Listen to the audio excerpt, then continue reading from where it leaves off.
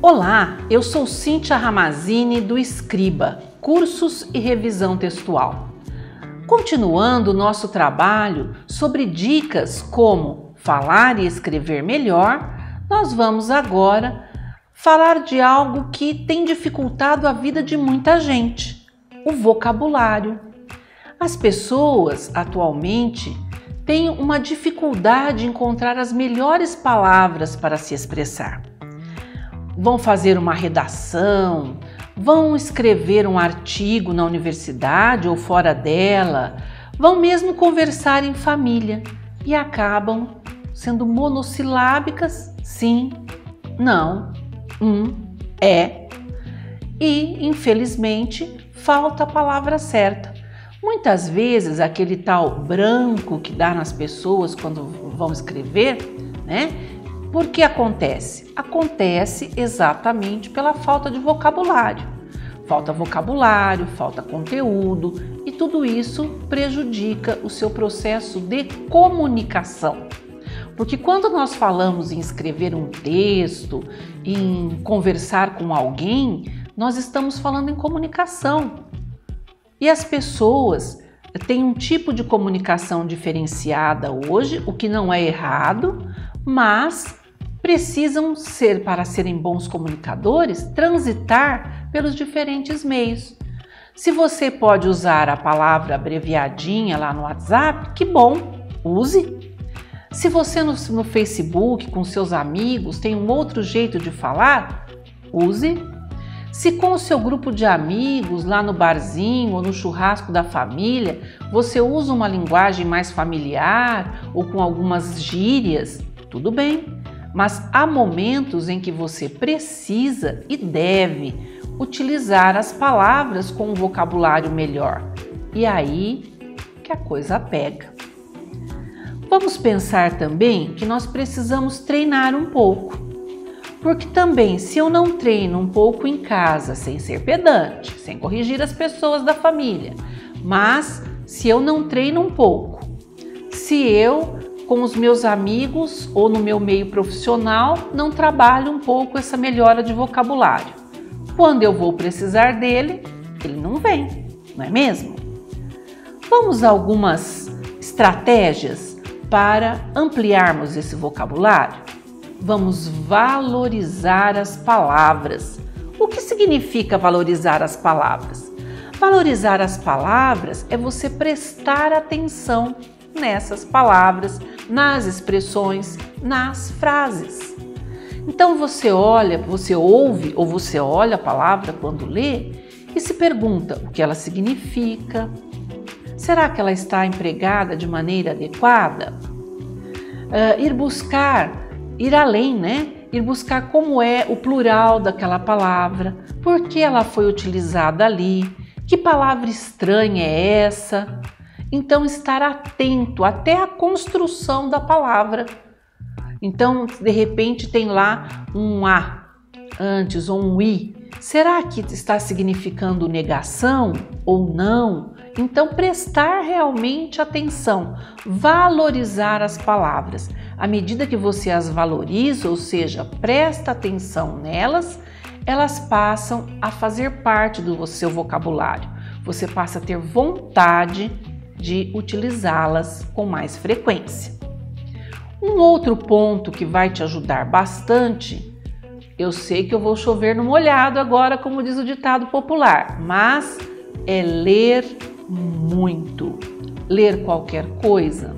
Infelizmente, para aquisição de vocabulário, você precisa ler bons autores, ler bons textos, e aí vale um artigo de revista bem escrito, um artigo de jornal bem escrito, vale um texto publicitário bem construído, assistir a um filme cujas legendas são boas, o que é meio difícil, sobretudo quando se trata de séries, né? Mas tem lá os seus motivos, os tradutores que o digam.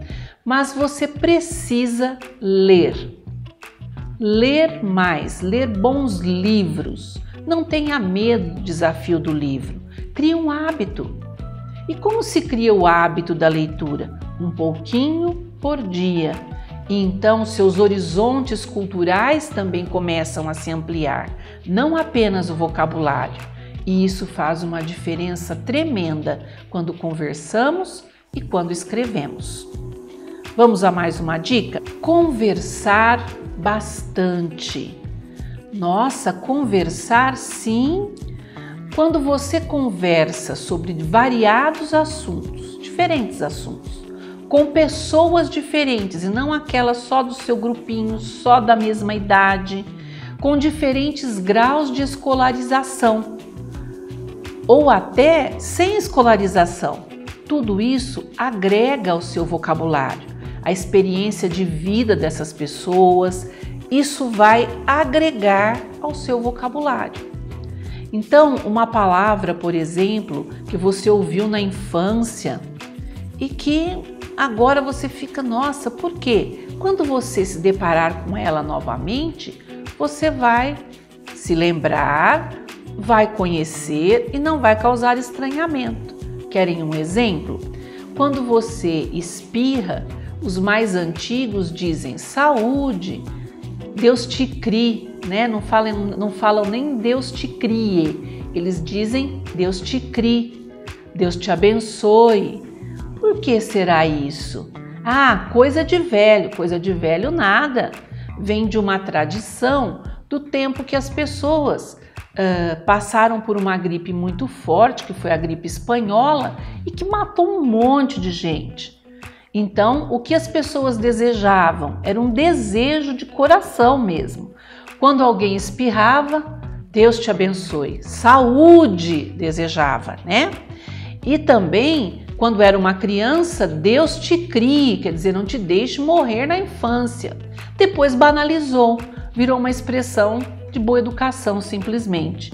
E hoje nós sabemos que quando você espirra, na verdade você deve se desculpar. Desculpe-me, afinal você acabou de esparramar uma quantidade grande de vírus em relação às pessoas que estão ao seu redor.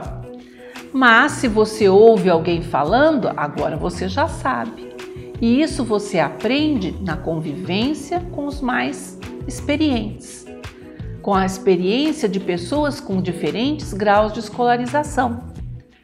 Uma outra prática mais antiga e que alguns lugares ainda cultivam é a questão do bença pai, bença mãe, Deus te abençoe. O que é bença? Na verdade é a bênção pai, a bênção mãe. Quer dizer, antes de você dormir, você pede, me dê a bênção. E seu pai ou sua mãe, os seus avós, seus padrinhos o abençoam.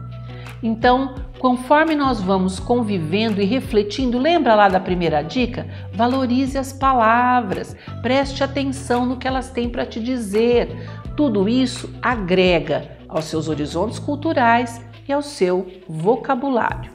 Mais um pontinho. Consultar o dicionário vai além de um dever escolar. Consultar um dicionário é ou precisa ser uma prática do seu cotidiano. Se você não conhece o significado da palavra ou tem dúvidas se está usando aquela palavra no contexto certo, de modo adequado, por favor, consulte. Hoje é tão fácil. Qualquer celular te ajuda nesse processo. Aí você não vai mais dizer que a árvore ginecológica da sua família é muito grande. Vai usar genealógica, que é o correto, está bem? E agora o grande exercício para quem quer melhorar o seu vocabulário. Que exercício é esse? A utilização de sinônimos. Nós somos muito assim, pela lei do mais fácil, né? Se eu posso dizer que algo é chato, para que eu vou dizer que é desconfortável? Então nós precisamos utilizar outras formas sinônimas de falar a mesma palavra. Isso enriquece o vocabulário, melhora a nossa escrita. Observe aí na tela, por favor, quantas vezes você pode trocar a palavra chato por outros sinônimos. Chato pode ser desagradável, inconveniente, impertinente, incômodo, cansativo, aborrecido, enfadonho, maçante, monótono, tedioso. Só que cuidado, hein? Você não pode usar esses sinônimos em quaisquer circunstâncias. E aí sim o seu vocabulário melhora. Você não vai mais ficar usando chato para tudo. E é por isso que as pessoas têm preguiça e usam, tá? Então, uma pessoa chata é uma pessoa inconveniente. Agora, um exercício de matemática ou de língua portuguesa que você considere chato, ele não é inconveniente. Ele pode ser difícil, mas cuidado. Cuidado que você pode fazer a escolha errada do sinônimo. Então, novamente, vamos prestar atenção nessas palavras, valorizá-las, para que isso não aconteça.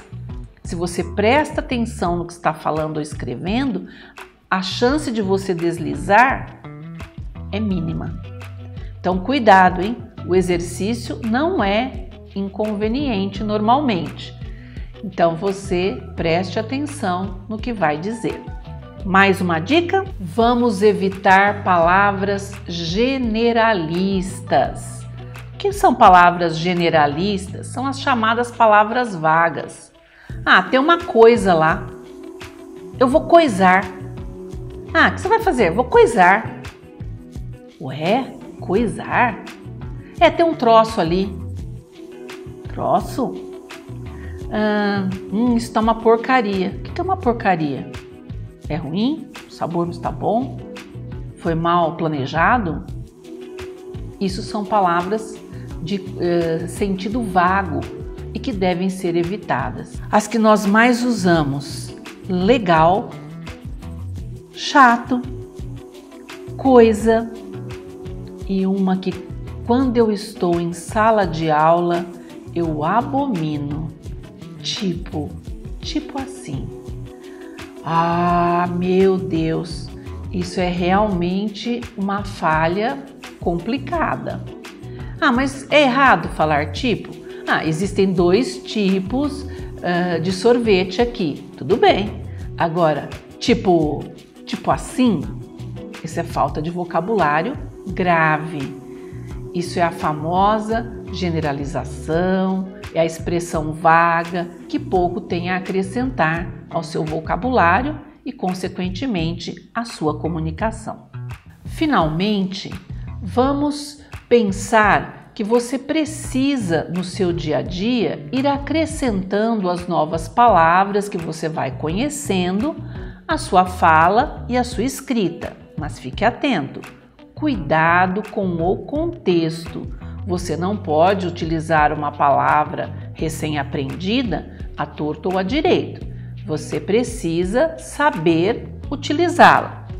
Para isso, crie na sua cabeça 2 ou 3 frases em que você a utiliza assim que você a aprende, tá? 2 ou 3 frases que você utiliza essa palavra com diferentes significados para, no momento oportuno, utilizá-la corretamente. Valeu a dica? Então, continue nos acompanhando aqui no canal. Até a próxima!